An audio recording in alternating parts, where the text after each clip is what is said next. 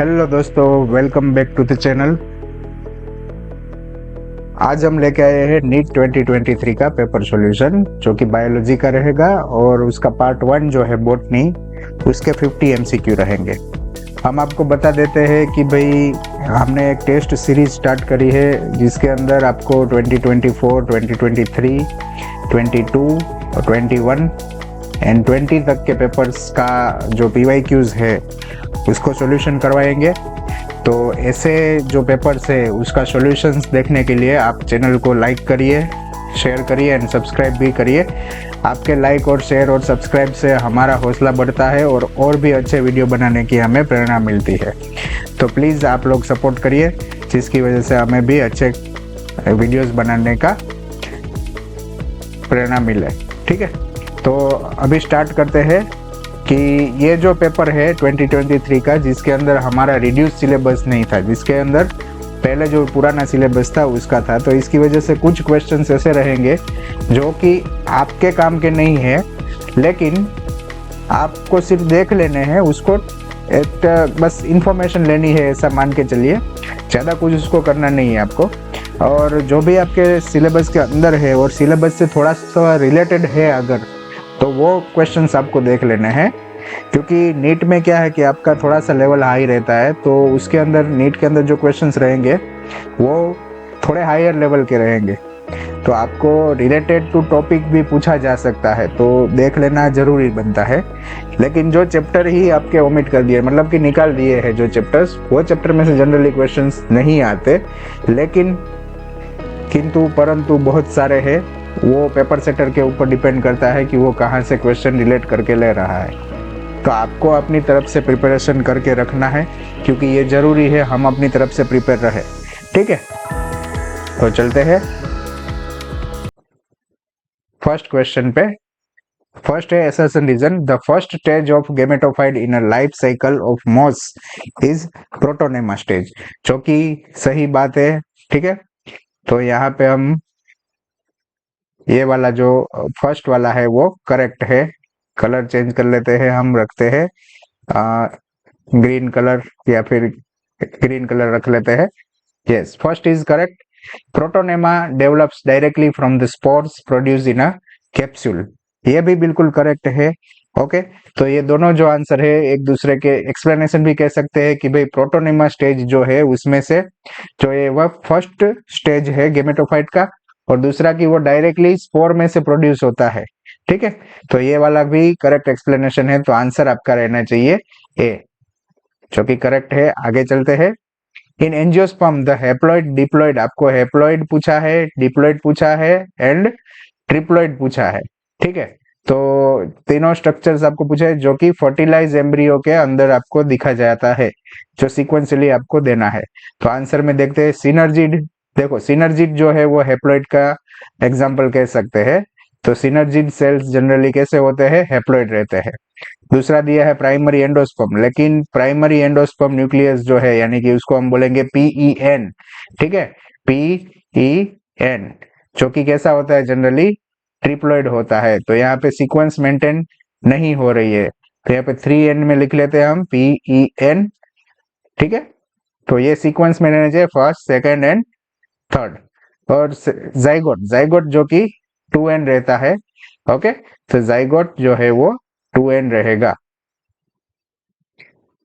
तो यहाँ पे आप देखा जाए तो जाइगोट किससे बनेगा, 1 एग सेल एंड 1, जो कि हम उसको क्या बोलेंगे, मेल गैमेट। ठीक है, और प्राइमरी एंडोस्पर्म न्यूक्लियस किससे बनेगा, 1 मेल गैमेट से बनेगा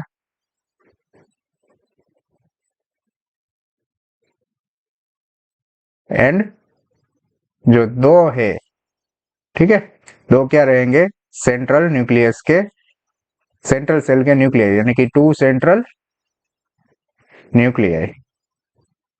ठीक है, तो यहाँ पे आप जो है वो आंसर जो है सीक्वेंस मैनेजर, सिनर्जिड पहला, जाइगोट दूसरा और प्राइमरी एंडोस्पर्म न्यूक्लियस तीसरा। एंटीपोडल नहीं, ये रॉन्ग है, ये वाला फर्स्ट वाला भी रॉन्ग था, synergid, zygote and PEN। Yes, ये वाला करेक्ट हो सकता है, answer 3 is correct. Okay, good, आगे चलते हैं। हाँ, movement and accumulation of ions across the membrane against their concentration gradient can be explained by। अब देखो ये क्वेश्चन को आप आउट ऑफ सिलेबस भी काउंट कर सकते हैं और तीन सिलेबस भी काउंट कर सकते हैं, क्योंकि ऑस्मोसिस वगैरह जो पार्ट था वो डिटेल में आपका नहीं है, लेकिन थोड़ा बहुत है एक्टिव ट्रांसपोर्ट, पैसिव ट्रांसपोर्ट और ये सब चीजें जो आपको सेल मेम्ब्रेन के स्ट्रक्चर में दी गई है, तो इसके अकॉर्डिंग आप आंसर दे सकते हैं। तो ये हम इन सिलेबस मान के चलते हैं कि movement and accumulation of ion across a membrane against their concentration gradient. अगर कॉन्सेंट्रेशन यहाँ पे ज्यादा है, इधर पे कम है और बीच में मेम्ब्रेन है, तो यहाँ से यहाँ होना है तो उसको तो हम डिफ्यूजन बोल सकते हैं, सिंपल है, ठीक है। लेकिन अगर यहाँ से इसको इस तरफ जाना है तो कैसे जा पाएगा? या तो उसको क्या करना पड़ेगा, किसी की हेल्प लेनी पड़ेगी, या फिर क्या करना पड़ेगा, एनर्जी यूज करनी पड़ेगी, ठीक है। तो एनर्जी जो है वो पंप यूज करेंगे और उसको क्या बोलते हैं हम, एक्टिव ट्रांसपोर्ट, ठीक है। तो ये जो आंसर है आपका एक्टिव ट्रांसपोर्ट रहना चाहिए। ओके, आगे चलते हैं। Large colourful fragrant flower with nectar are seen in. ये देखो बड़े होने चाहिए, कलरफुल होने चाहिए और उसमें से फ्रेग्रेंट यानी कि सुगंध भी आनी चाहिए, और क्या होना चाहिए उसके साथ, उसका जो रिवॉर्ड है नेक्टर होना चाहिए। तो वो किसके लिए होता है? जनरली इंसेक्ट पॉलिनेटेड प्लांट्स के लिए। तो ये बिल्कुल करेक्ट आंसर है 1। आगे चलते हैं। The phenomena of pleiotropism refers to. Pleiotropism क्या है? प्लियोट्रोपिज्म क्या है बच्चों? देखो प्लियोट्रोपिज्म जो है उसके अंदर आपको एक जीन रहेगा और वो क्या कंट्रोल करता है, बहुत सारे कैरेक्टर्स को, यानी कि कैरेक्टर 1, कैरेक्टर 2 एंड कैरेक्टर 3। ये बहुत सारे कैरेक्टर को कंट्रोल कर रहा है। इसकी वजह से क्या होगा कि अगर एक जीन डिफेक्टिव होगा तो तीनों कैरेक्टर्स डिफेक्टिव मिलेंगे, जिसको क्या कह सकते हैं कि ये कैरेक्टर जो है उसको क्या बोल सकते हैं हम, फिनोटाइप, ठीक है। और इसको बोलते हैं प्लियोट्रोपिज्म, यानी कि single gene controls multiple characters, ठीक है। तो सिंगल जीन जो है वो मल्टीपल कैरेक्टर को कंट्रोल कर रहा है। तो देखते हैं, presence of several allele of a single gene controlling single crossover, नहीं ये गलत है। Presence of two alleles each of two genes controlling a single trait, नहीं। A single gene affecting multiple phenotypic expression, yes बिल्कुल correct है। और प्लियोट्रोपिज्म का आपके टेक्स्ट बुक के अकॉर्डिंग जो है एग्जाम्पल दिया है वो है फिनाइल कीटोन यूरिया, ठीक है। तो इसके अंदर आपको यहाँ पे प्लियोट्रोपिज्म में एक जीन मल्टीपल कैरेक्टर को कंट्रोल कर रहा है, ठीक है। तो ये वाला भी गलत है कि more than two gene affecting a single character, ये नहीं आएगा आंसर, ठीक है। आगे चलते हैं, आंसर आपका रहेगा 3rd। नेक्स्ट क्वेश्चन पे चलते हैं। विच हार्मोन प्रमोट्स इंटरनोड या फिर पेटियोल इलोंगेशन इन डीप वाटर राइस। अब देखो ये वाटर है और यहाँ पे आपको जो राइस आपने प्लांट करे हैं, ठीक है, उसके लिए राइस प्लांट के लिए आपको हार्मोन कौन सा है जो कि इंटरनोडल ग्रोथ, यानी कि अगर मान लो कि इंटरनोड्स जो है बन रहे हैं, ठीक है, ये हो गए इंटरनोड्स। ओके, तो ये इंटरनोड्स जो है उसको इलोंगेशन के लिए हेल्प करता है। कौन सा हार्मोन होगा कि जो ये डीप वाटर राइस में, देखो आपको यहाँ पे शुगर केन नहीं पूछा है, ठीक है, यहाँ पे डीप वाटर राइस पूछा है, तो उसके अंदर आंसर क्या रहना है आपका, इथिलीन। ये हार्मोन जो है वो राइस को, राइस के जो पेटियोल्स है वो सबको पानी के बाहर रखने की ट्राई करेगा। जो लीव्स है, ठीक है, यहाँ पे जो लीव्स रहेंगे वो कहाँ रहेंगे, आउट ऑफ वाटर, ठीक है, out of water.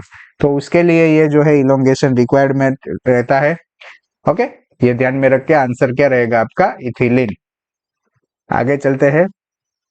Among the evil quartet which one is considered the most important cause of driving extinction of a species. अब देखो यहाँ पे आपको एविल क्वार्टेट की बात करी है कि एविल क्वार्टेट जो है वो एक्सटिंक्शन के लिए जो हमारे मेन रीजन है, 4 रीजन है, उसको बोला जाता है। तो उसके अंदर सबसे ज्यादा इंपॉर्टेंट कॉज कौन सा है, यानी कि सबसे ज्यादा अफेक्टिंग कॉज कौन सा है?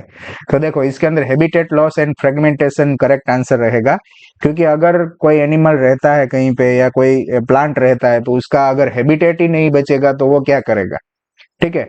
दूसरा है over exploitation for economic gain. देखो ओवर एक्सप्लॉइटेशन जो है वो हैबिटेट लॉस होने के बाद ही होना है, तो ये वाला भी निकल जाएगा।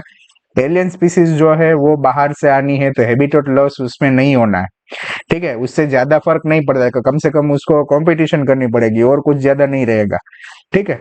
और लंबे समय में ये सब चीजें जो है इवोल्यूशन में चेंज करके आपको मिल सकता है।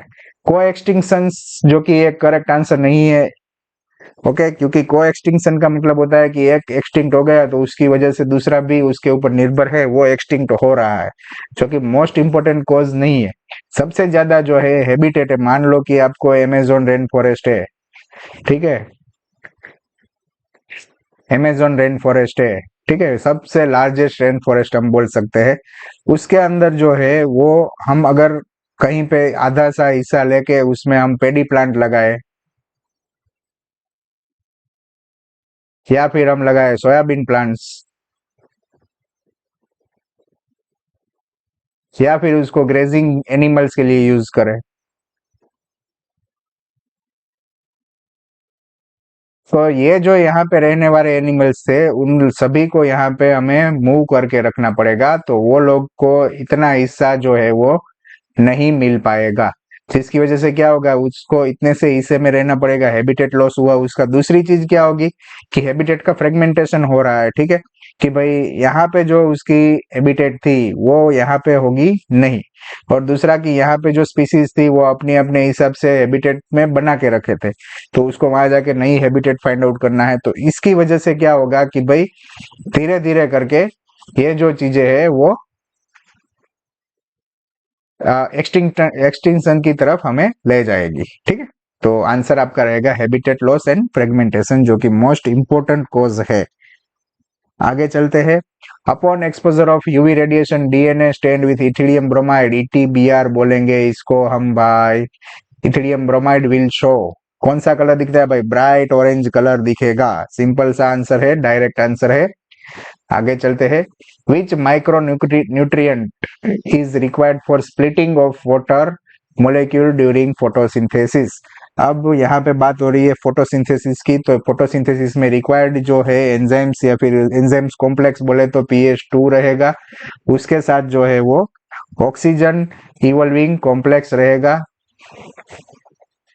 ठीक है, और उसके साथ जो है वहां पे मैंगनीज एंड कैल्शियम रहता है जनरली, ठीक है। तो ये सब चीजें होनी है, और ये क्वेश्चन जो है आपको वो पुराने सिलेबस का भी बोल सकते हैं, लेकिन स्प्लिटिंग ऑफ वाटर के साथ दिया है, तो हम यहाँ पे फोटोसिंथेसिस के साथ रिलेट करके इन सिलेबस काउंट करके ले सकते हैं, ठीक है। तो इसके अंदर मैंगनीज आंसर आपका रहना चाहिए, ठीक है।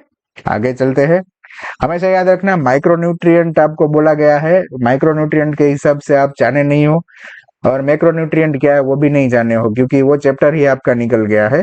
लेकिन स्प्लिटिंग ऑफ वाटर के हिसाब से अगर देखा जाए तो वहां पे आपको मैंगनीज आंसर दे सकते हैं, तो ये वाला जो है वो इन सिलेबस मान के ही चलिएगा। आगे चलते हैं। Axile presentation is observed in, अब यहाँ पे आपको एक्सेल प्रेजेंटेशन की बात चल रही है। एक्सेल प्रेजेंटेशन होता कैसे है, टेक्स्ट बुक के अकॉर्डिंग यहाँ पे आपका रहेगा प्लेसेंटा, ये बना दिए हमने लोक्यूल्स, और ये बनाए हमने ओव्यूल्स, ठीक है। तो ये जो है ये ओव्यूल्स है आपके, ओव्यूल्स के बीच में जो ये सेंटर पार्ट है उसको हम अलग कलर से डिफाइन करते हैं, रेड कलर से, ठीक है। रेड कलर वाला जो है वो क्या हो गया, वो हो गया रेड कलर का वो प्लेसेंटा, और ये जो है येलो कलर का हम लिख रहे हैं वो हो गया लोक्यूल, ठीक है। तो ये पूरा जो है डायग्राम ओवरी का है, ठीक है, ओवरी। तो इसके अंदर आप देख सकते हो कि एक ही प्लासेंटा, उसके ऊपर ओव्यूल्स प्रेजेंट है, लेकिन डिफरेंट लोक्यूल्स में वो डिवाइड हो रहे हैं। तो ऐसे स्ट्रक्चर जो है हमें किस में देखने को मिलते हैं? जनरली देखा जाए तो नींबू को अगर आप कट करोगे तो उसमें ऐसे सेप्टास दिखेंगे और बीच बीच में यहाँ से आपको ओव्यूल्स देखने को मिलेंगे। ठीक है, दूसरा जो आता है टोमेटोकल्स कह सकते हैं। ठीक है, तो इसके अंदर आंसर्स देखते हैं। सबसे पहला तो चाइना रोज आना चाहिए। चाइना रोज पहले में नहीं है, इसमें है। इसमें टोमेटो दिया है तो ये भी आ सकता है, इसमें भी आ सकता है। तो मोस्ट अप्रोप्रिएट आंसर आपका है चाइना रोज, पेचुनिया एंड लेमन। उसके साथ साथ दूसरे एग्जांपल्स अगर देखें तो हिबिस्कस है, ठीक है, लिली है और बेल पेपर भी बोल सकते हैं। ठीक है, तो ऐसा स्ट्रक्चर अब आपको देखे, आपने कभी पिज्जा पिज्जा खाया है तो पिज्जा के अंदर आपको हलापिनोस देखने को मिलते हैं, तो उसके अंदर भी सेम टू सेम स्ट्रक्चर्स आपको देखने को मिलते हैं, है ना। तो ये सब चीजें आप देख सकते हो आराम से। तो ये जो है आपका एक्साइल प्लेसेंटेशन के बारे में था। तो China rose, petunia and lemon is the correct answer. बाकी में डायंथेस में भी होता है, टोमेटो में होता है, चाइना रोज भी आएगा आंसर, लेकिन इसके अकॉर्डिंग जो है वो fourth answer is most appropriate. आगे चलते हैं। The process of appearance of recombination nodules occurs at which sub stage of prophase 1 in meiosis. यहाँ पे मियोसिस की बात हो रही है। ठीक है, मियोसिस के कौन से स्टेज में आपको रिकॉम्बिनेशन नोड्यूल्स देखने को मिलेंगे? पेकाइटिन स्टेज आंसर रहेगा आपका। अब देख लेते हैं कि रिकॉम्बिनेशन नोड्यूल्स क्या होता है। तो जनरली क्या होता है, हमारे पास यहाँ पे दो होमोलोगस क्रोमोसोम्स है। ठीक है, होमोलोगस क्रोमोसोम्स है। ये एक क्रोमोसोम ले लेते हैं और दूसरे क्रोमोसोम का कलर कर लेते हैं रेड। ठीक है, अब ये दोनों जो है वो क्रॉस ओवर करेंगे। तो क्रॉसिंग ओवर कैसे होगा? हम जनरली टेक्स्ट बुक में 2D इमेज में देखे तो हम यहाँ पे जनरली क्या देखते हैं, ऐसा स्ट्रक्चर कुछ देखते हैं। ठीक है, एक्चुअली देखा जाए तो वो एक दूसरे के ऊपर ओवरलैप होते हैं। अगर उसको 3D में देखा जाए तो वो एक दूसरे के ऐसे ऊपर ओवरलैप होते हैं। तो अगर साइड व्यू देखा जाए तो हमें ऐसा कुछ स्ट्रक्चर मिलेगा। ध्यान से देखना बेटा, ये ऐसा स्ट्रक्चर देखने को मिलेगा। साइड व्यू अगर देखा जाए तो ये वाला ये है और ये है ना। तो ऐसा कुछ स्ट्रक्चर अगर 3D व्यू में देखा जाए तो मिलेगा, और ये है 2D व्यू में। ओके, तो हम जनरली इसको रिकॉम्बिनेशन नोड्यूल्स बोलते हैं, जो जनरली प्रेजेंट होते हैं। यहाँ पे बीच में नोड्यूल जैसा स्ट्रक्चर बनता है जो कि जीन एक्सचेंज में हेल्प करता है, यहाँ पे बीच में बनते हैं। ठीक है, तो उसको अगर देखें हम तो वो जनरली ऐसा दिखता है। तो रिकॉम्बिनेशन नोड्यूल्स आपको किस स्टेज में देखने को मिलेंगे? पेकाइटिन स्टेज में। आगे चलते हैं। The reaction centre in pH2 has an absorption maxima eight. अब देखो, आपको बोला गया pH2 का मैक्सिमम एब्सॉर्प्शन कहाँ पे होगा, तो वो आंसर आपका रहेगा 680 नैनोमीटर। अगर यहाँ पे लिखा होता pH1 तो आंसर आपका हो जाता 700 नैनोमीटर, जहां पे वो फंक्शनली एक्टिव रहते हैं। आगे चलते हैं। unequivocal proof that DNA is the genetic material was first proposed by। सबसे पहले जेनेटिक मटेरियल जो है डीएनए, उसका अनइक्विवोकल प्रूफ किसने दिया था? Alfred Hershey and Martha chase ने दिया था। उनका हर्शी एंड चेज का एक्सपेरिमेंट है, जो कि उसके अंदर हम यूज क्या करेंगे, S35 एंड P32 का यूज कर रहे थे।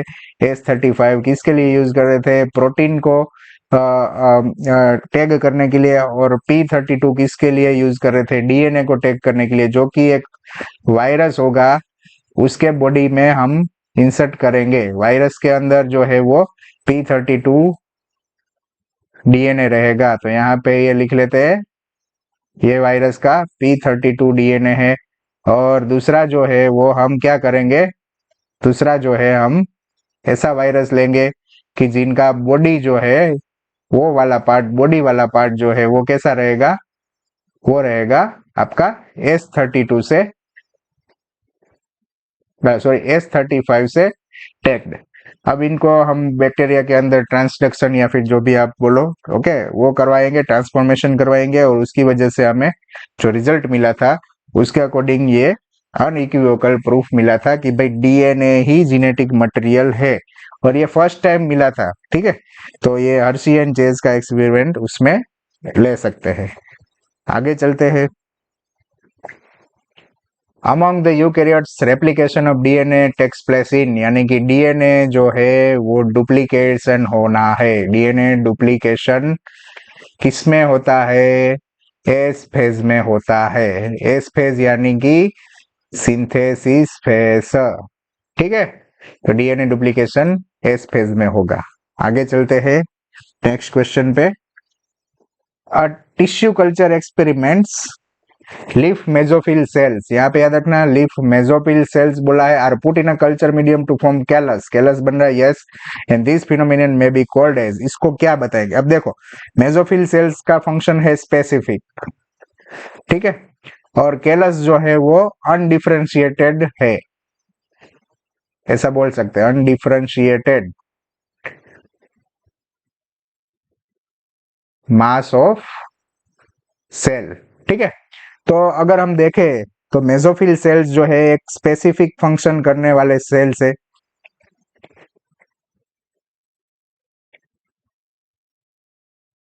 ठीक है। उसके अंदर से क्या बन रहा है? अनडिफरेंशिएटेड, यानी कि जो कि स्टेम सेल बोल सकते हैं, या फिर उसको बोल सकते हैं कि हम जो कि डिफरेंशिएशन जिसका नहीं हुआ है, या फिर उसको बोलते हैं प्लूरिपोटेंट सेल्स। ओके, यानी कि लेस स्पेशलाइजेशन जाता है, यानी कि रिवर्स जा रहा है, तो उसको क्या बोलेंगे? हम यहाँ पे लिख लेते हैं स्टेम सेल्स मान के चलते हैं, चलो, ठीक है।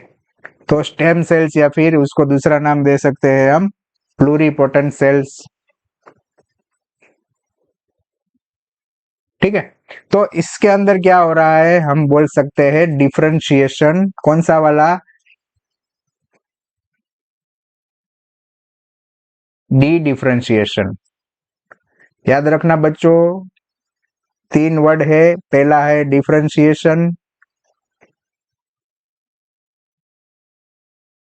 फिर आता है dedifferentiation, and then after आता है री डिफरेंशिएशन। याद रखना बच्चों, फर्स्ट डिफरेंशिएशन होगा, सेकंड डी डिफरेंशिएशन होगा, और थर्ड री डिफरेंशिएशन होगा। अब क्या हो रहा है? स्टेम सेल यानी कि कैलस बन गया। अब वही कैलस में से नया सा प्लांट बनेगा, जिसके अंदर क्या होगा? सभी टिश्यूज प्रेजेंट हो गए, ऑल टिश्यूज हमें देखने को मिलेंगे। तो अगर हम देखें कि ऑल टिश्यू बनने का तरीका है, उसको क्या बोलते हैं हम?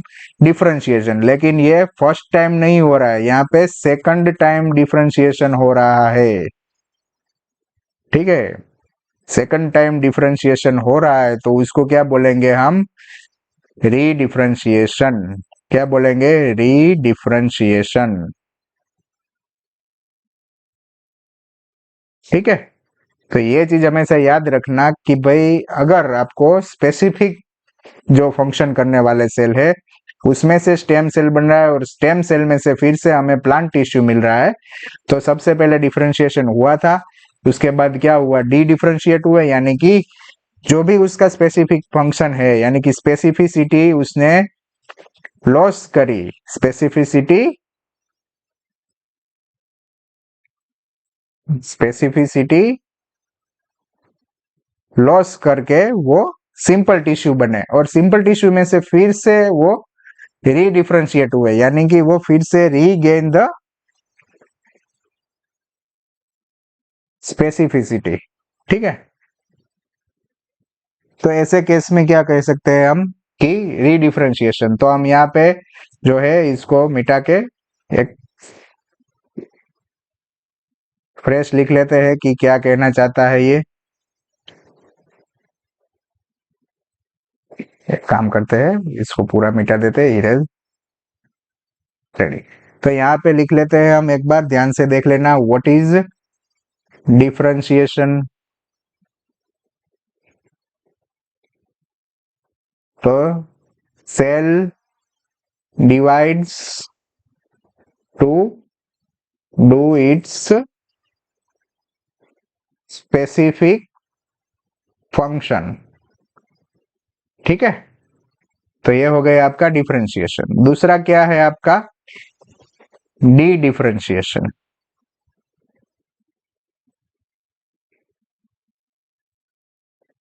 तो डी डिफरेंशिएशन में क्या आएगा? कि डिफरेंशिएटेड सेल्स, याद रखना बच्चों, डिफरेंशिएटेड सेल्स क्या करते हैं, lose their specification, lose their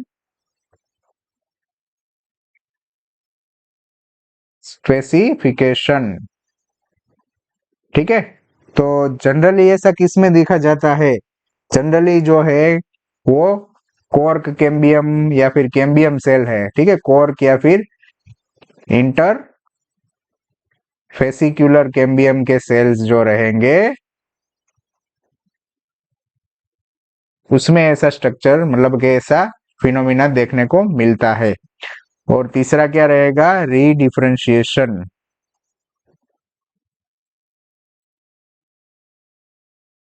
जिसके अंदर क्या होगा, जो डी डिफरेंशिएटेड सेल है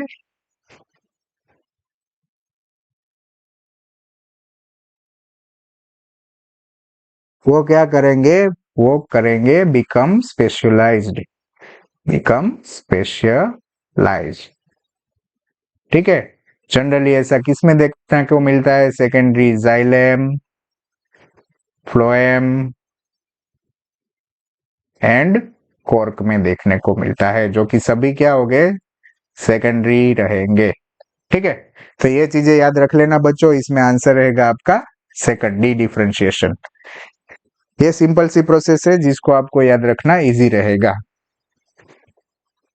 आगे चलते हैं, cellulose does not form blue colour with iodine, cellulose जो है आयोडीन के साथ ब्लू कलर नहीं देगा, क्यों नहीं देगा, क्योंकि उसके पास भाई ऐसे कॉम्प्लेक्स हेलिक्स स्ट्रक्चर नहीं है जिसके अंदर भाई आयोडीन ट्रैप होके उसको ब्लू कलर दे, है ना, आयोडीन इसके अंदर ट्रैप होगा तो ब्लू कलर नहीं दे पाएगा।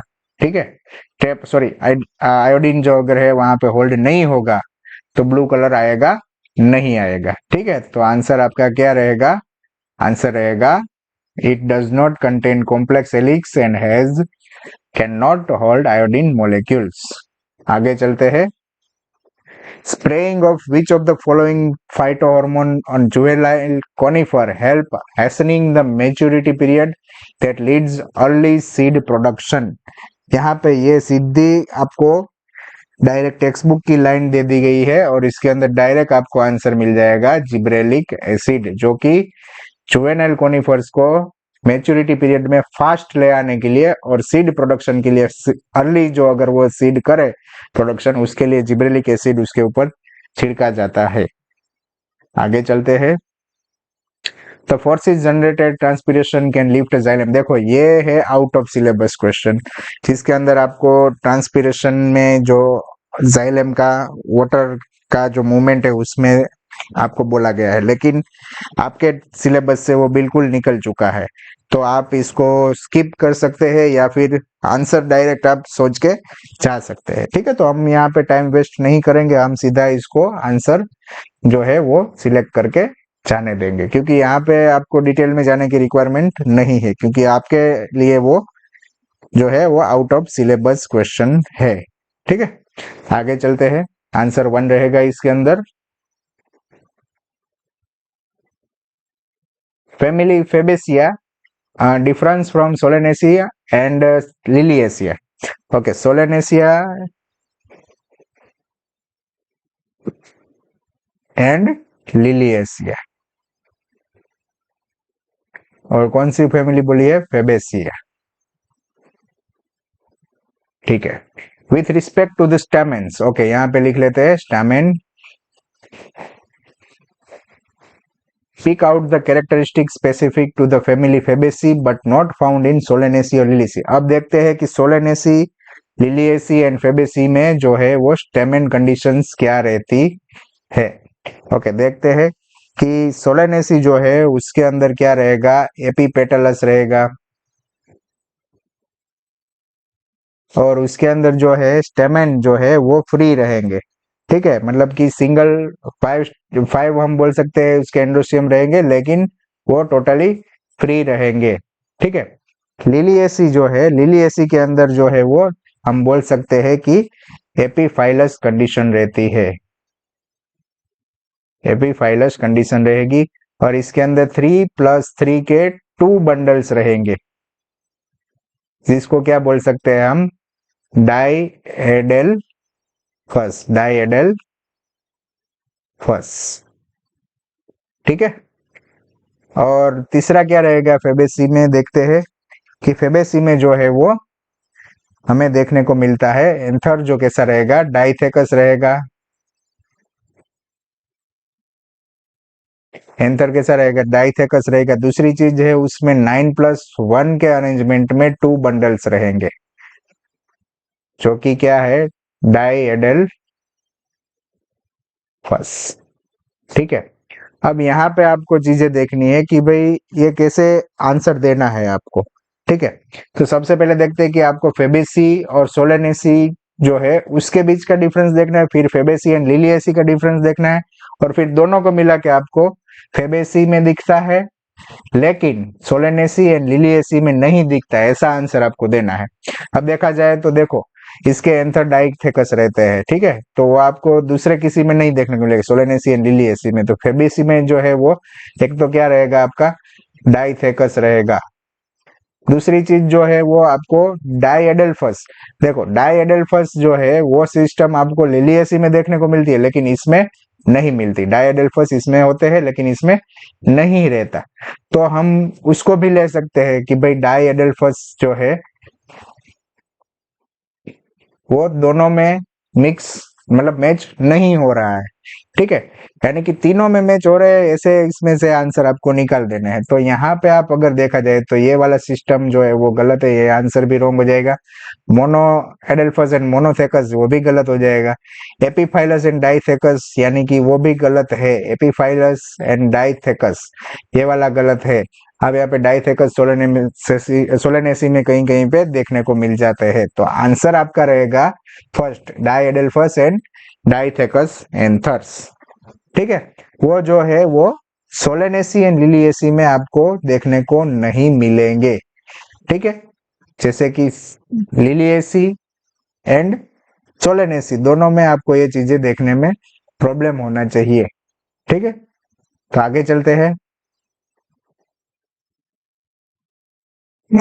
EST express sequence tags. ठीक है। ईएसटी का फुल फॉर्म क्या है, एक्सप्रेस सीक्वेंस टैग्स, जो कि किस में प्रेजेंट होते हैं, डीएनए में रहते हैं। वो किसके लिए रिफर करते हैं, तो के बोला जाए तो डीएनए में जो भी एक्सप्रेस होते हैं वो all genes express as RNA. ठीक है। तो आंसर आपका रहेगा 1, क्योंकि जो भी जीन्स प्रेजेंट है डीएनए में वो सब आरएनए की जैसे एक्सप्लेन होना स्टार्ट करेंगे, कि आरएनए बनना स्टार्ट कर दे, वो सब चीजें क्या हो गई, एक्सप्रेस सीक्वेंस टैग्स। ठीक है। आंसर 1। आगे चलते हैं। डेट्री वॉर्स परफॉर्म फ्रेगमेंटेशन। यहाँ पे आपको बोला गया है कि भाई डेट्री वॉर्स जो है वो फ्रेगमेंटेशन करते हैं। ठीक है। तो वो लाइन हम करेक्ट कह सकते हैं। The humus is further degraded by some microbes during mineralization. Yes, mineralization जब होता है तब वो humus को degradation microbes करते हैं। Water soluble inorganic nutrients go down into the soil and get precipitated by the process called leaching. Yes, ये भी correct है। The detritus food chain begin with living organism। नहीं, ये living organism वर्ड गलत है, ये वर्ड आपके लिए गलत है। लिविंग नहीं होता यहाँ पे, डेड टिश्यू ऑर्गेनिजम्स या फिर लीव्स रहते हैं। तो ये वाला लाइन आपका हो गया wrong. Earthworm break down the detritus into smaller particle. Yes, correct. By the process called catabolism। नहीं भाई, कैटाबोलिज्म नहीं है यहाँ पे, आपको पहले ही दे दिया है फ्रेगमेंटेशन। तो यहाँ पे फ्रेगमेंटेशन रहता है। ठीक है। और अगर कैटाबोलिज्म आपको रखना है तो फिर अर्थवर्म की जगह पे हमें क्या करना पड़ेगा, बैक्टीरिया या फिर फंगस जो है वो उसको स्मॉलर पार्टिकल में डिवाइड करेंगे, तो जिसको क्या बोलेंगे हम, कैटाबोलिज्म। लेकिन यहाँ पे जो है वो गलत वर्ड यूज करे, तो ये लाइन भी गलत हो गया। तो आपके करेक्ट कौन से है, A B C. Answer A B C only. Yes, A B C answer रहेगा आपका फर्स्ट वन। आगे चलते हैं। यस, ओजोन लेयर की थिकनेस के बारे में आया है। ये आपका जो 12th में लास्ट चैप्टर था उसके बारे में है क्वेश्चन, लेकिन अभी आपके सिलेबस से निकल गया है। लेकिन जनरल नॉलेज के लिए हम यूज कर सकते हैं कि भाई डॉब्सन यूनिट से ओजोन की थिकनेस हम मेजर करते हैं। ठीक है, Dobson unit. Let would, okay, this is also out of syllabus question. लेकिन अगर उसको थोड़ा सा हम मार के देखे, है ना, थोड़ा सा ऐसा करे कि भाई चलो ये आ सकता है, ऐसा तो देख सकते हैं। लेकिन इसके लिए हम ज्यादा डिटेल में नहीं जाएंगे क्योंकि सेकेंडरी ग्रोथ के लिए है और जनरली आपके टेक्स्ट बुक के अकॉर्डिंग नहीं है। तो सिलेबस में भी आपके नीट के सिलेबस में वो इंक्लूड नहीं करा है। अगर फ्यूचर में इंक्लूड कर रहा है तो ठीक है, लेकिन अभी आपके सिलेबस में नहीं है, तो इसको 2025 के लिए हम काउंट नहीं कर सकते। लेकिन इसमें आंसर क्या आएगा, यहाँ पे दोनों करेक्ट है और करेक्ट एक्सप्लेनेशन ऑफ ए है। Late wood has fewer xylary element with narrow vessels, yes correct, and cambium is less active in winters. ठीक है, तो कैम्बियम एक्टिविटी कम होती है विंटर में। आंसर 1 रहेगा। आगे चलते हैं। Which of the following stages of meiosis involves division of centromere? अगर आपको बोला जाए कि ये क्रोमोसोम है और ये उसका सेंट्रोमियर है, उसको अगर बीच में से कट करना है, अगर उसको बीच में से कट करना है तो कौन से स्टेज में देखा जाता है? तो उसमें दोनों सिस्टर क्रोमेटिड आपकी क्या होनी चाहिए, अलग होनी चाहिए। ठीक है, तो ऐसी कंडीशन आपको कहाँ देखने को मिलती है? जनरली एनाफेज में मिलती है। ठीक है, और एनाफेज जो है वो 1 में ऐसा नहीं मिलेगा। क्यों? क्योंकि 1 में आपको पूरा का पूरा क्रोमोसोम जो है वो जा रहा है। ठीक है, 1 में आपका पूरा क्रोमोसोम जा रहा है। और एनाफेज 2 जो रहेगा मियोसिस का, ठीक है, उसके अंदर आपको ऐसा स्ट्रक्चर देखने को मिलेगा कि एक क्रोमेटिड और दूसरी क्रोमेटिड अलग होगी। तो anaphase 2 and anaphase of mitosis. ठीक है, तो आंसर जो है वो आपका anaphase 2 and anaphase of mitosis रहना चाहिए। यहाँ पे आपको जो ऑप्शंस दिए हैं वो सभी मियोसिस के लिए है। ठीक है, मियोसिस के लिए है, तो एनाफेज 2 इज करेक्ट आंसर। आगे चलते हैं। The historic convention of biological diversity, the earth summit was held in Rio de Janeiro in the year 1992। ठीक है, 1992 में वहां पे एक समिट रखी गई थी जिसको अर्थ समिट बोला गया था, और रियो डी जेनेरियो में हुआ था ये, जो फर्स्ट टाइम हुआ था। उसके बाद जो है दोबारा ये लोग मिले कि भाई हमने मीटिंग रखी है तो 10 साल बाद देखते हैं कि हम कहाँ पहुंचे। ठीक है, 2002 में कहाँ पे मिले थे वो? साउथ अफ्रीका में मिले थे। ठीक है, जोहानेसबर्ग में। और वहां पे जाके उन्होंने क्या नाम दिया था? इस मीटिंग का नाम दिया था सस्टेनेबल डेवलपमेंट के लिए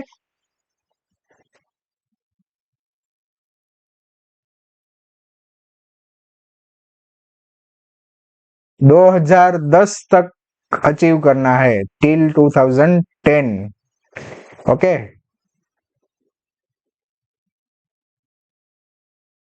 ये याद रखना कि भाई इसमें जो है वो जोहानेसबर्ग में 2002 में ये लोग मिले थे और वहां पे 190 कंट्रीज ने हिस्सा लिया था।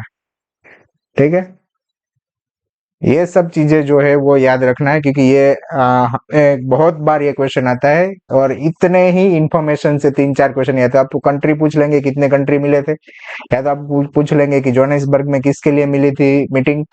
दूसरा पूछ सकते हैं कि ये गोल्स अचीव कर कब तक करने थे। ठीक है, तो ये सब चीजें जो है वो हमें देखनी है। फॉलो अप मीटिंग कब थी? ठीक है, फॉलो अप मीटिंग कब थी?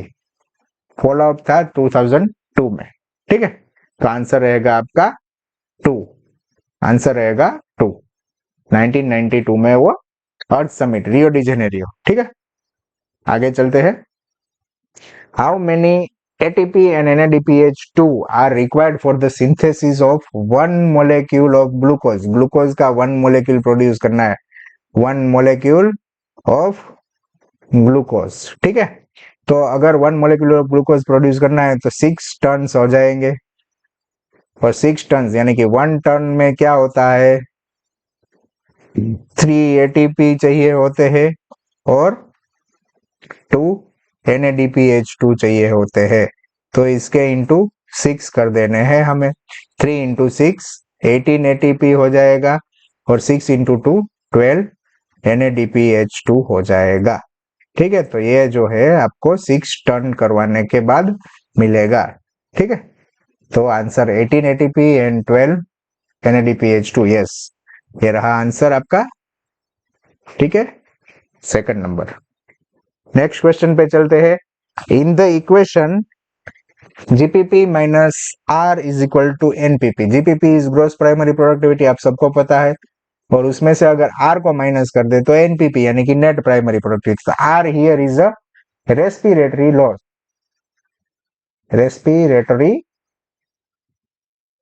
लॉस। ठीक है, आंसर यहाँ पे आपको दिया है थर्ड पे।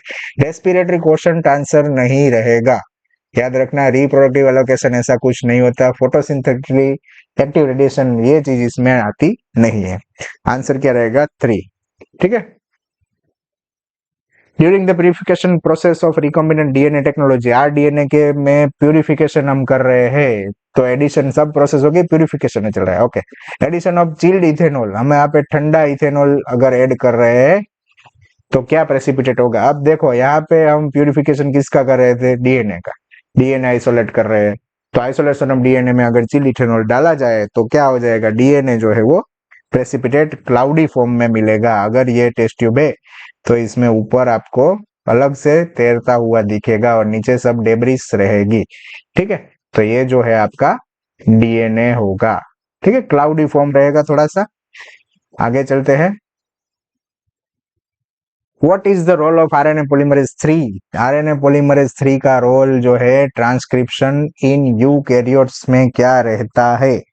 वो क्या प्रोड्यूस करते हैं? टीआरएनए बनाते हैं, 5S RRNA and SNRNA। Yes, बिल्कुल करेक्ट आंसर। लेकिन अगर 1 के लिए पूछा गया होता तो ये आंसर रहता कि RRNA बनाते, और 2 के लिए जो है HNRNA यानी कि ये 2 के लिए है। याद रखना बच्चों कि ये हर बार ऐसा क्वेश्चन डालते हैं, थोड़ा सा ट्विस्ट करके डालते हैं कि इसमें से टेबल बना दिया आपको, या फिर आपको पूछ लिया कि RRNA का ट्रांसक्रिप्शन कौन करवाता है। ऐसे ऐसे क्वेश्चंस आ सकते हैं, तो बहुत इंपॉर्टेंट है। आंसर आपका रहेगा 2। आगे चलते हैं। What is the function of tassels in the corn cob? आपको ये कॉर्न कॉब है और आप बहुत बार मक्के के वो खाए होगे, है ना? तो उसके अंदर देखना कि आपको टेसल्स ऐसे ऐसे देखने को मिलते हैं, है ना, जैसे बाल बोलते हैं हम लोग, है ना? तो ये जो टेसल्स है कौन के, जो अगर मक्के का वो है, ठीक है, उसके ऊपर हमें टेसल्स देखने को मिलते हैं, वो सब चीजें है क्या? ठीक है, टेसल्स क्या है? तो एक्चुअली वो जो है वो स्टाइल है एंड स्टिग्मा है। ठीक है, तो वो फीमेल पार्ट्स है जो कि पोलन ग्रेन को ट्रैप करने में हेल्प करेंगे। तो to trap the pollen grains. ठीक है, तो ये टेसल्स जो है वो क्या है? Female parts and to trap the pollen grains. ठीक है, तो ये चीजें याद रखना कि जब भी हम मक्के को खोलते हैं तो उसके अंदर से बहुत सारे बाल जैसे स्ट्रक्चर मिलते हैं, जो कि एक उसके पोलन ग्रेन्स को ट्रैप करने के लिए वो स्टिग्मा एंड स्टाइल्स है। आगे चलते हैं। Identify the pair of heterosporous pteridophytes among the following. Heterosporous यानी कि उसके अंदर मेगास्पोर बन रहा है एंड माइक्रोस्पोर बन रहा है। माइक्रोस्पोर जो है वो आगे जाके क्या कहलाएगा? मेल गेमेटोफाइट कहलाएगा, और मेगास्पोर जो क्या कहलाएगा? फीमेल गेमेटोफाइट कहलाएगा। ठीक है, तो ये किस में देखा जाता है? ये जनरली जो है वो डायरेक्ट आपका टेक्स्ट बुक बेस्ड आंसर है, सेलाजिनेला एंड साल्विनिया में देखा जाता है। ओके, आगे चलते हैं। In gene gun method used to introduce alien DNA into host cells, micro particles of the blank metal are used. Okay, देखते हैं। अगर जीन गन का यूज करना है तो हमें एक गन लेनी होगी, जिसके अंदर जो है बुलेट लेंगे, वो बुलेट जो होगी, ओके, वो एकदम माइक्रो होगी। अब यहाँ पे हमें दिख रहा है ये सब किसके अंदर हम देख रहे हैं, माइक्रोस्कोप के अंदर देख रहे हैं, ठीक है। एक्चुअली जो गन होती है वो बहुत अलग सी चीज है, ऐसी गन नहीं रहती जनरली। और ये जो पार्टिकल रहते हैं वो गोल्ड एंड टंगस्टन के रहते हैं, ठीक है, गोल्ड और टंगस्टन के रहेंगे। या तो गोल्ड यूज करेंगे या फिर टंगस्टन यूज करेंगे, ठीक है। ये पार्टिकल जो है, ये पार्टिकल है, मान लो लार्ज साइज में दिखाते हैं, तो उसके ऊपर डीएनए को ऐसे रैप कर देंगे और फिर इसको क्या करेंगे, फायर करेंगे। फायर होके वो किस में जाएगा, सेल जो होगा उसमें जाएगा, ठीक है। तो ये जो यूज करते हैं हम जनरली, उसको कहते हैं जीन गन, ठीक है। जनरली गन जैसा ही फंक्शन रहता है इसका। आगे चलते हैं। Endarch and exarch are the terms. ये जो क्वेश्चन है वो थोड़ा सा आउट ऑफ सिलेबस बोल सकते हैं। एंड अगर एंडार्क एक्सार्क आपके टेक्स्ट बुक का अगर डायग्राम देखे तो उसके अंदर आपको प्रोटोजाइलम या फिर मेटाजाइलम ऐसे वर्ड्स दिए गए हैं, ठीक है। तो एंडार्क एक्सार्क भी है, उसका पार्ट है, उसकी वजह से ही हम आइडेंटिफाई कर पाते हैं कि कौन सा एंडार्क है कौन सा एक्सार्क है, ठीक है।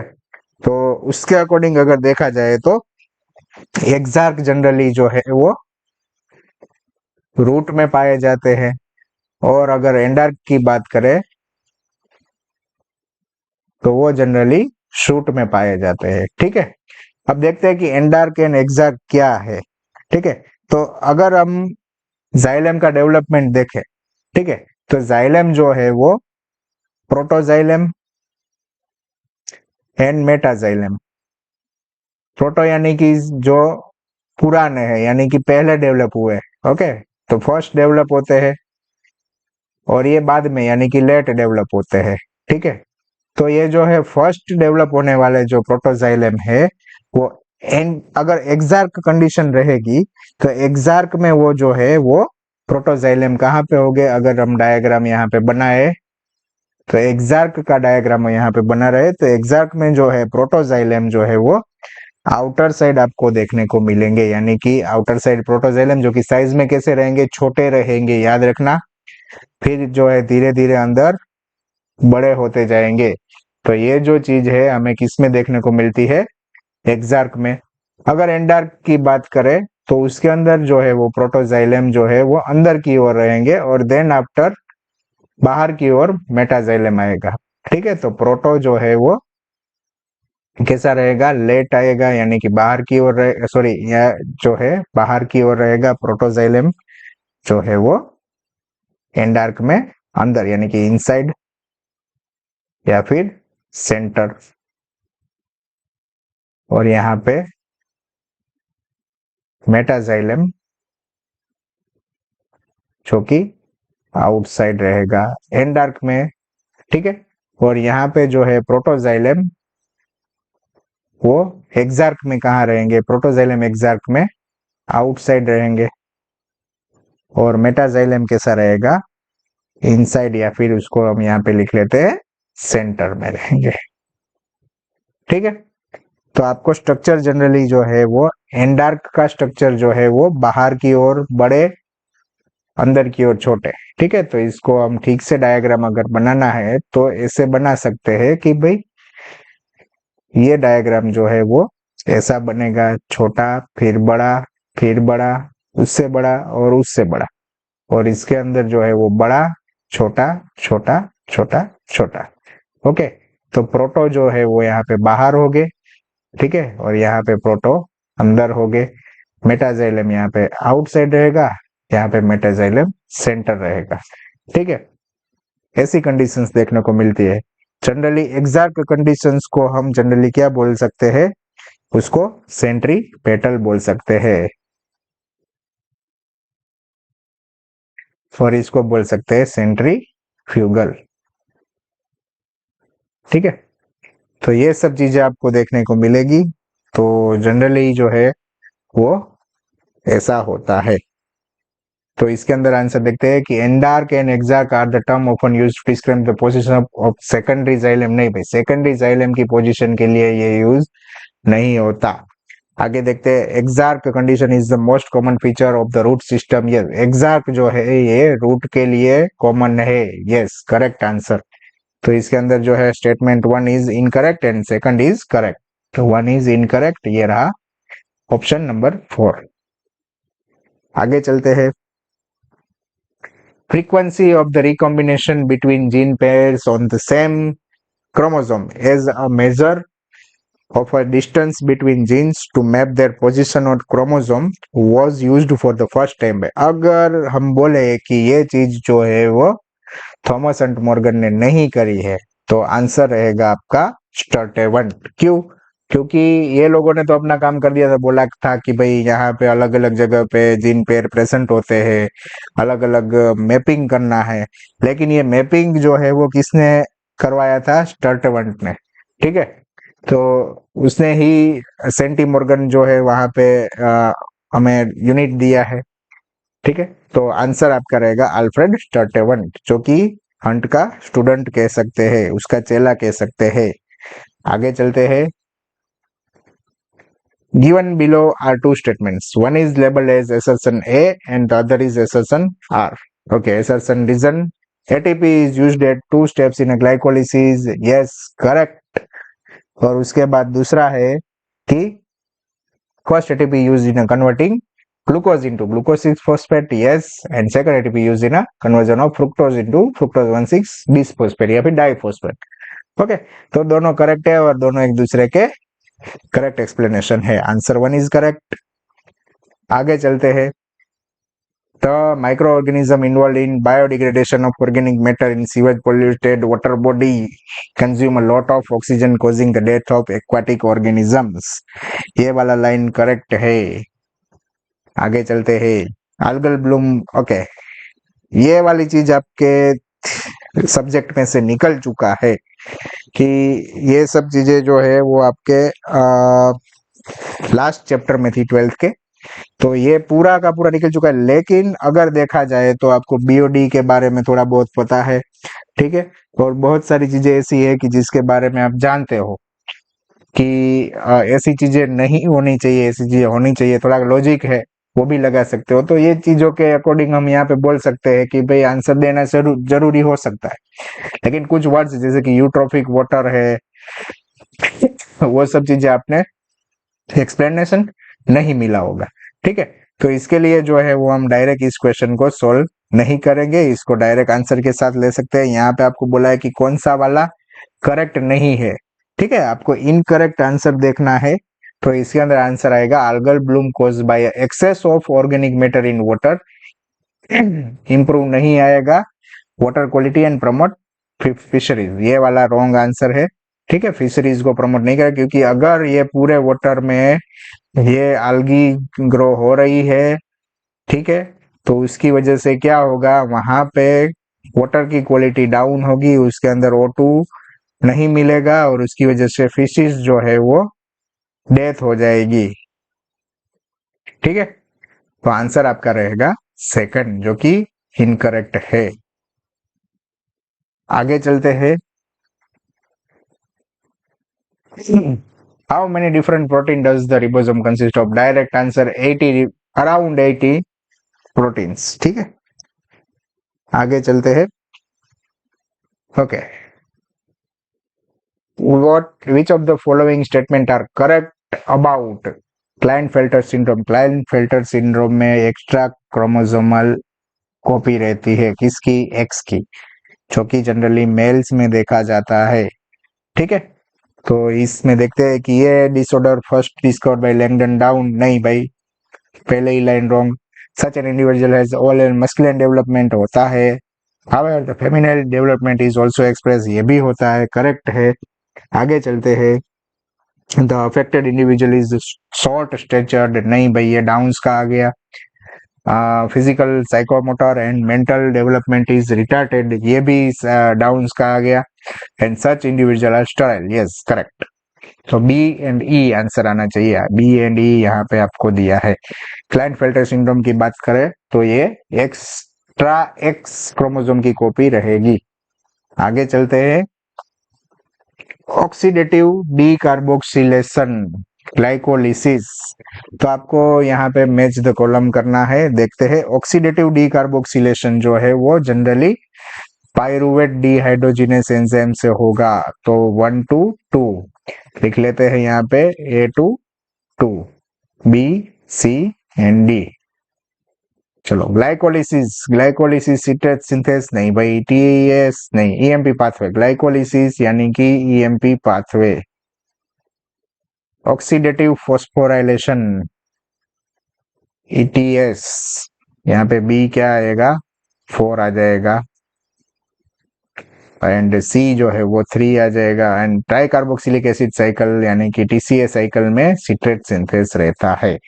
2431 2431 2431, यस करेक्ट आंसर ए मिल गया है। सॉरी हमारी मिस्टेक हुई है। करेक्ट आंसर 2431 है, यहाँ पे 1 and 3 है। सॉरी ये गलत है, ये वाला करेक्ट है। Fourth answer is correct. आगे चलते हैं। Assertion reason. A flower is defined as a modified shoot wherein the shoot apical meristem changes to floral meristem. Yes, correct है ये कि भाई modified shoot है flower। दूसरा है internode of the shoot gets condensed to produce different floral appendages laterally at the successive node instead of leaves। हाँ leaves की जगह पे वो क्या बनाएंगे भाई, floral appendages बनाएंगे, वो भी करेक्ट है। और ये इसकी वजह से ही तो फ्लावर बनता है। तो हम यहाँ पे आंसर दे सकते हैं कि भाई ये जो है दोनों करेक्ट है और एक दूसरे के एक्सप्लेनेशन भी है। तो आंसर रहेगा आपका 1। आगे चलते हैं। In gymnosperms the pollen grain are release from the microsporangia and carried by the air current. Yes gymnosperm में जो है वो एयर करंट के थ्रू वहां पे निकलेंगे। उसका रीजन दिया है, air current carry the pollen grain to the mouth of the archegonia where the male gametes are discharged and pollen tube is not formed। ये वाला रॉन्ग है भाई, यहाँ पे करेक्ट एक्सप्लेनेशन भी नहीं है, रॉन्ग है। तो A is true, R is false is correct। Answer 3 is correct। आगे चलते हैं। ये cohesion, adhesion and guttation, surface tension, ये सब चीजें आपके पुराने सिलेबस में थे, लेकिन फिर भी थोड़ा बहुत आपको इसके बारे में मालूम होना चाहिए। इसको हम जरूर सोल्व करेंगे। ये आउट ऑफ सिलेबस है लेकिन फिर भी सोल्व करेंगे। ओके कोहेशन यानी कि दो मॉलिक्यूल जो है सेम है उसके बीच का अट्रैक्शन रहता है, उसको बोलेंगे हम कोहेशन, जो कि mutual attraction among water molecule. Okay दूसरा है अधेशन। ओके तो एधेशन जो होगा वो खुद का दूसरे के साथ, यानी कि अगर देखा जाए कि पानी जो है वो ऊपर चढ़ता है कैपिलरी रिएक्शंस के अकॉर्डिंग, तो कैपिलरी फोर्सेस जो है वो अट्रैक्शन टुवर्ड पोलर सरफेसेस रहता है।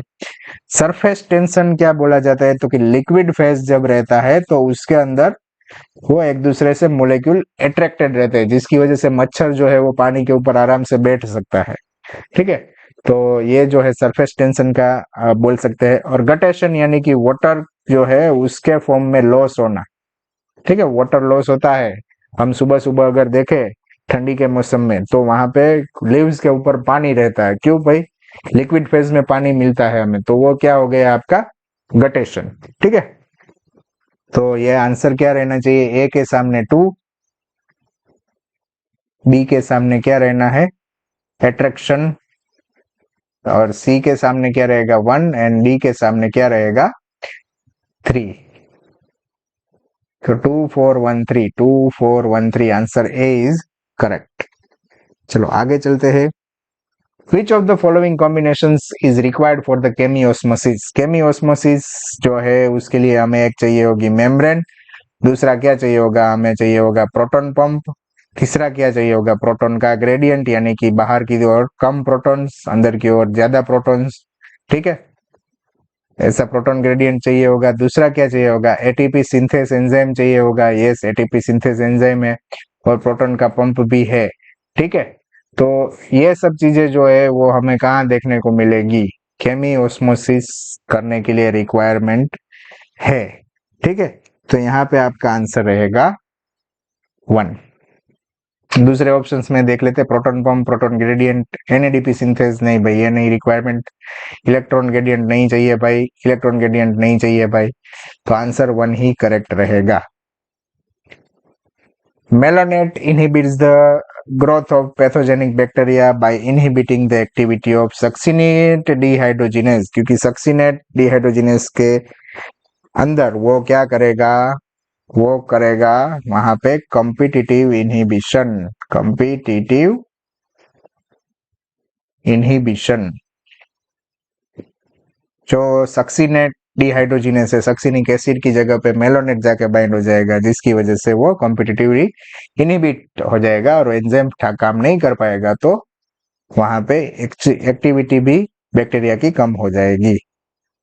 आगे चलते हैं। Lenticel are the lens shape openings permitting the exchange of gases. Bark formed early in the season is called hard bark. देखो ये वाला जो है वो आपको सेकेंडरी ग्रोथ का जो पूरा पार्ट आ गया है, इसको भी आप स्किप कर सकते हो क्योंकि ये बार्क वगैरह आपने पढ़ा ही नहीं है। ठीक है, तो बहुत सारी जगह पे ये चीजें जो है वो पढ़ी ही नहीं है, तो हम इसको स्किप करेंगे। तो आंसर देख लेते हैं, इसमें कॉमन आंसर जो क्या रहेगा।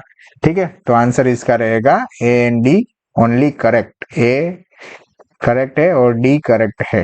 ठीक है, क्योंकि ये जो है आप डिसाइड नहीं कर सकते कि क्या आंसर रहेगा।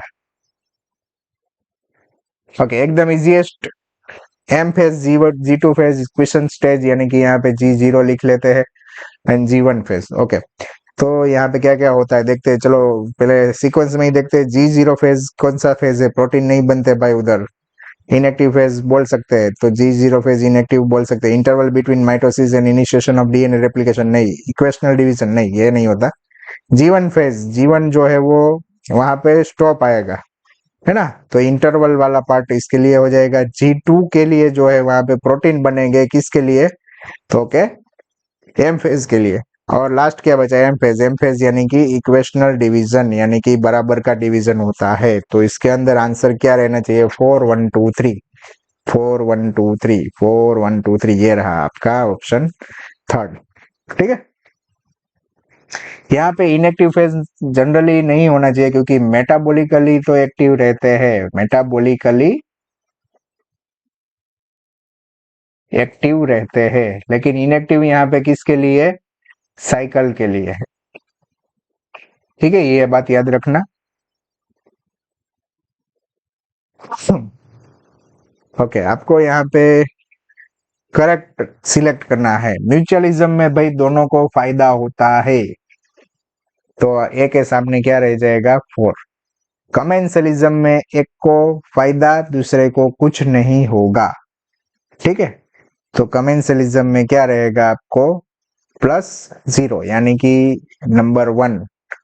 ओके, ए के सामने 4, इसके सामने 2। अमेंसलिज्म यानी कि कमेंसलिज्म का थोड़ा सा उल्टा, एक को नुकसान होगा, दूसरे को कुछ नहीं होगा, तो ये नंबर 2 पे आ जाएगा। और बचा कौन, पैरासाइटिज्म नंबर 3 पे, एक को फायदा एक को नुकसान, है ना, तो यहाँ पे एक को फायदा एक को नुकसान।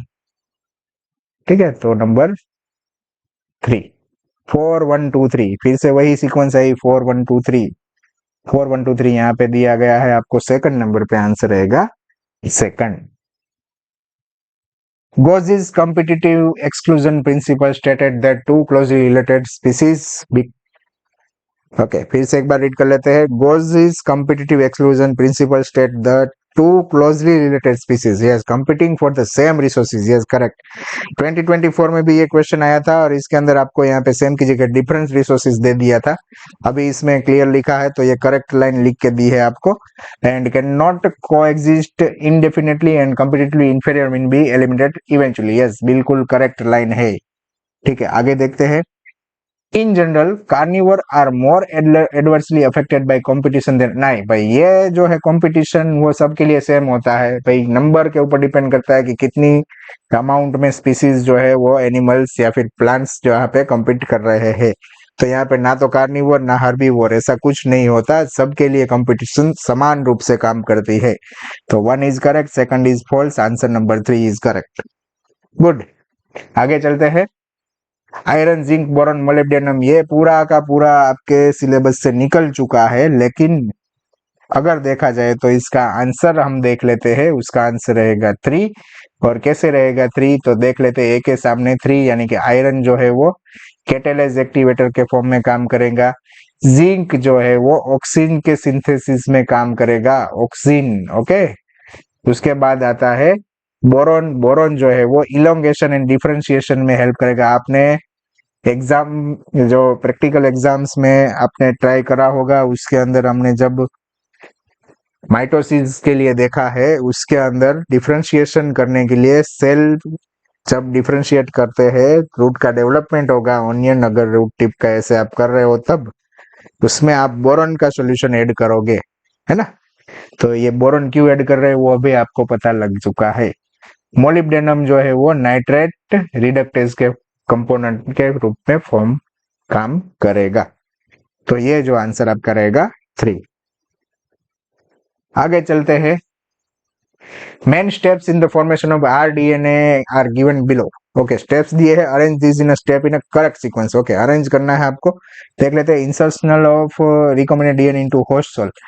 ओके, होस्ट सोल में इंसर्ट कर रहे हैं, तो ये थोड़ा लेट वाला स्टेज है। Cutting of DNA specific location bye restriction enzyme, yes, ये फर्स्ट स्टेप बोल सकते हैं। Isolation of desired DNA fragment, yes, cutting करने के बाद आइसोलेशन हो रहा है, दूसरा स्टेप। और उसको फिर हम करते हैं क्या, एम्प्लीफिकेशन। इसको बाद क्या करते हैं, हम उसको इंसर्ट करते हैं। तो आंसर आपका क्या रहेगा बेटा, B1, यानी कि पहली सीक्वेंस में लिख लेते हैं B C D and A। BCDA कहाँ है, फर्स्ट वाला आंसर है, जो कि करेक्ट आंसर आपका है। तो इसी के साथ हमारा जो है वो यहाँ पे बोटनी वाला पार्ट जो है वो कंप्लीट हुआ। इस